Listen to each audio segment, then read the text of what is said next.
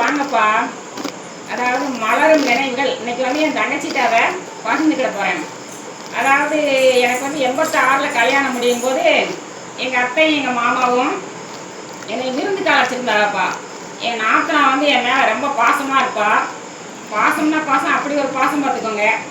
விருந்துக்கு அழைச்சிருக்கும் போது நாத்தனா இருந்துட்டு, ஏம்மா என் மகனுக்கு நல்லா பாயாசம் நேசம் பண்ணி நல்லா விருந்து அடைக்கணுமா அப்படின்னு சொல்லி சொன்னாப்புல நாத்தனா.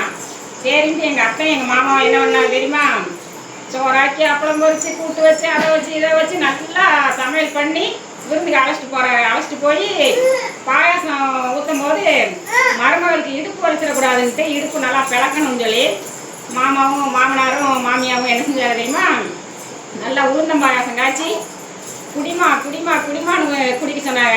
அதே மாதிரி மகனவும் எங்கள் வீட்டுக்கார, மகனை நீ நல்லா குடி, உளுந்தம் பாயாசம் குடித்தா தான் நல்லா இடுப்பு பழக்கம் அப்படின்னு சொல்லி எங்கள் மாமனாரும் எங்கள் அத்தையும் அப்படி விருந்து கழிச்சாங்க. என் நாத்தனா பாரு எப்படி மருமகளையும் மகனையும் அழைக்கிறத பாரு அப்படின்னு சொல்லி அவ்வளோ பெருமைப்பட்டுச்சு. இப்போ பார்த்தீங்கன்னா வீடியோ போடலன்னா இன்னும் வீடியோ போடலையான்னு கேட்டுக்கிட்டு இருக்கேன். அவ்வளோ ஒரு பாசம் பார்த்துக்கோங்க.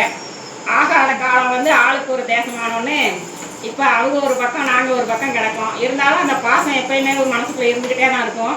என்னைக்கு அந்த பாசம் விட்டு போகாது. நன்றி உறவுகளே.